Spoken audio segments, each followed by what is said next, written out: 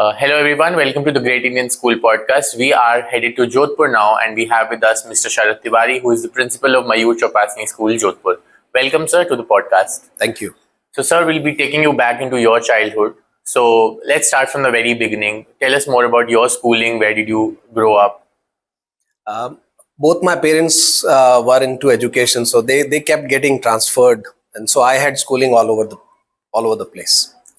Any particular favorite school that you went to? The last one where I did my high school, the finishing school, was in Ajmer. It was a school which was located inside the Regional Institute of Education.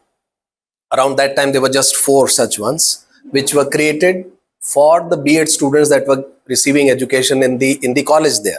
So the school's name was Demonstration Multi-Purpose School. So the teacher trainees used to come and teach in our school. So that was fun. Nice. So what was your favorite thing about your school? What did you enjoy most? Friendships, fun, classes? Testing out the teachers' patience and games and reading. Any particular mischief that you pulled off that you're very proud of till date? There's a place near Ajmer called Pushkar, and that's very close to the school's location. We would try and visit this beautiful place during the school hours, although it was not so easy, but we used to. So you pulled that off? You went there? We used to test the boundaries. Succeeded sometimes. You might have been caught sometimes as well? Never. So any punishment that you can remember? No, it was like you have a subject and the teacher is not available, or there's some kind of substitution required. And so you knew the next couple of hours is not going to be very productive for some reason. So why not venture out with friends and spend some time? Not to go and create a situation. Yes. Just a little time off. Okay. And what was your most favorite subject? I loved maths. I liked sciences. And I ended up being a maths teacher for that reason, probably. And the subject you dreaded the most?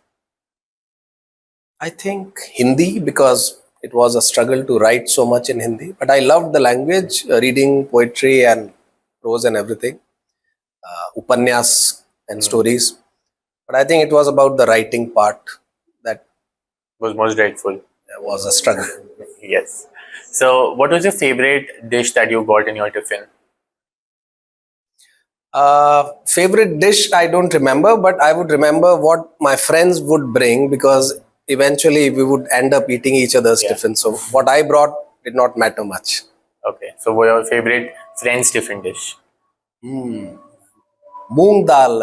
I had a Punjabi friend whose mother used to make very nice sprouts, I think. Nice. So those soaked moong dal, almost about to sprout, was lovely. Nice. So one thing that I want to, like, on a more serious note, I want to know about, so, social media is right now at the peak, and obviously it's not the peak, it'll grow into our lives more in the further future. But today you can't eradicate social media from a child's life. As an educator, how do you prepare your students for it? Because you can't, like in our times, we used to say, keep mat chalao, but you can't say that to a child now. How do you make them deal with it? So I think you have to set a good example yourself if you really want to request your students to do something. So as a community of teachers, we try to be very balanced and judicious in the use of social media. So you start with yourself, you start with your colleagues, and the children then obviously follow suit. So they have a choice. They follow what their friends are doing, or the learned, educated, mature community is doing. But we do talk to them about it in assemblies and other occasions, that the overuse is not a great thing.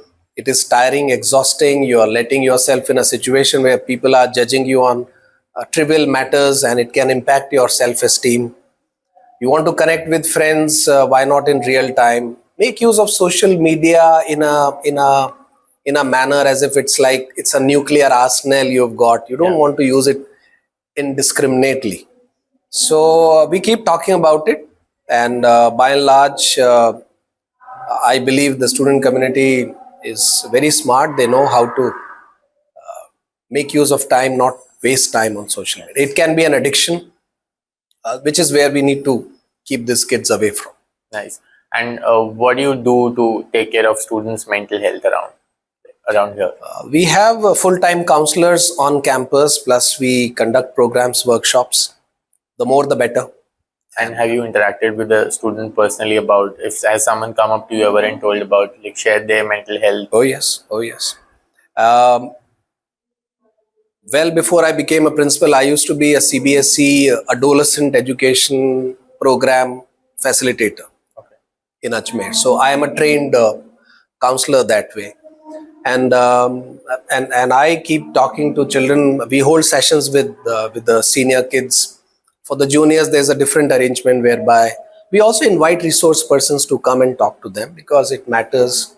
As I said, more the better. So we don't lose a chance whereby we can address students and the parents alike on these issues which are growing in numbers and intensity. Nice. So one more thing that is, after the social media, it's a positive step that people have started to talking about gender identities in school. How do you make sure, and what's your take on the inclusion of LGBTQIA plus community in the schooling environment? It's not about including. It's if it's there, we accept it. It's not about you have that in your face, you talk about it. If the issues come up, the experts should handle that. Okay. And have you sensitized the teachers for it? Definitely, any good school should be doing that. Should be doing that.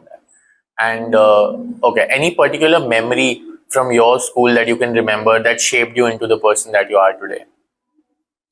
No particular memory as such. It's a collection of experiences, and then it shapes you, and then you let the newer experiences shape you further. I think what helped me get a very good perspective on education and how to deal with the younger generations, how they perceive the world, what they do, what are their likings, what are their challenges, is when you get exposed to different student communities from different zones across the globe. So my exposure into internationalism, having taught in England, having gone to various schools in Europe, Australia, experience, meet them, interact with them, tells you that that what's going on in their mind, what are their aspirations, how they look at things which you as a child probably saw differently. So if you are in touch with that, if you are in sync with them, you'll be able to strike that fine balance. I'm not saying I totally conform to what all they believe, because experience teaches you differently, and then the world is changing so fast. You have to be You have in to cope tune up with with that. the yes. In tune. So on those lines only, any one thing that you'd like to bring in schooling from your time or sustain, or any one thing that you would like to change today in the curriculum or in the education fraternity?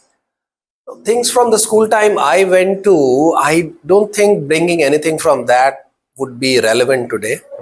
One thing I would like to change, change where? I mean, in some other school, some other part of the world? In the education environment of the country or in the curriculum, to be precise. I think still there is a huge need for schools. In theory, probably we have lots of options available for children to try out as career options. Yes. So, but then in reality, schools have limitations. The infrastructure, the facilities, the teacher timetabling, and all that. So it's very limited and constricted, I must say. If more opportunities are provided to children to try out where their potential lies, if they can identify during the school years, and it only can happen if you provide them platforms, then they identify with something and try out, and maybe try out something new after a while. And that's how a child can find direction where he should be going, rather than it is like prescribed by family, friends, or some limited source. What was your answer to the question? So you're 10-year-old, when someone asks you, "Bade hoke kya banna hai?" What would you say? I don't remember. I think it kept changing. Yes. Wanted to be an army officer, this, that. Was never too sure. Okay. And your favorite cartoon character in your childhood?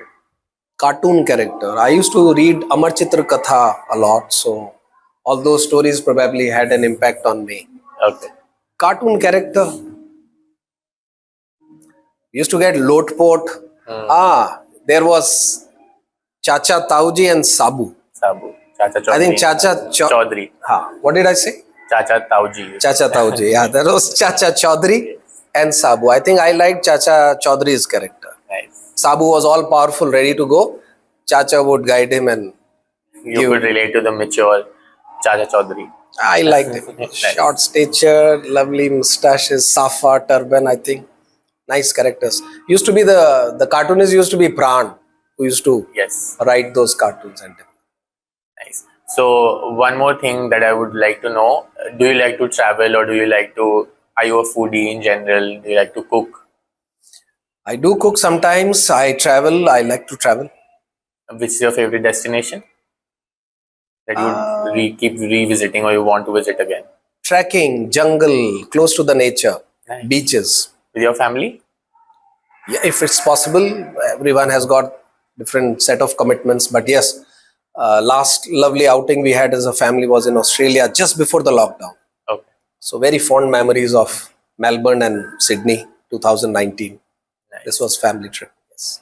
So one final question: any particular book or film that you would recommend the students that they should watch it or read it? Book. See, I cannot prescribe. Every child would have a different liking. Yeah. Yeah, but Any one book that stayed with you for a long time, or any film that stayed with you for a long time that you feel that students should watch it, or the parents should make them watch I think if the children are encouraged to read the ancient scriptures from all different parts of the world, what the ancient wisdom says, how the life was, what does it say are the basic tenets of human life, wisdom that brings stability. I think that's very important. The ancient Hebrew scriptures have got lovely insights into the community there, and the Greek. They are also part of them are also part of the what we commonly call the Bible. Yeah. It has got lots of lovely sayings and advices and sermons and stories, anecdotes. If you read them, you learn a lot, even from mistakes of some kings and other characters which have been candidly recorded even by themselves. So that honest record of somebody who had a favored position and how the life turned out to be, those are very nice authentic books that I love to read and draw lessons from. Can you describe your school friends gang for me? School friends gang. Yes. Did you have a gang or a particular favorite set of people you used to hang around with? Very, very interesting question. I had to make inroads into the gangs because I would be joining a new school every 2-3 years. So it was a challenge to make friends, to ensure that you are part of their teams and gangs which were there for many years, and why would they let a stranger come in? So the skill and the art probably developed around that time to make friends, to handle bullies, and to be part of gangs. I was never a gang leader. Were you an extrovert child? No. So it's even more difficult to make new friends for an introvert. Yeah, I was a good observer, and I would read them.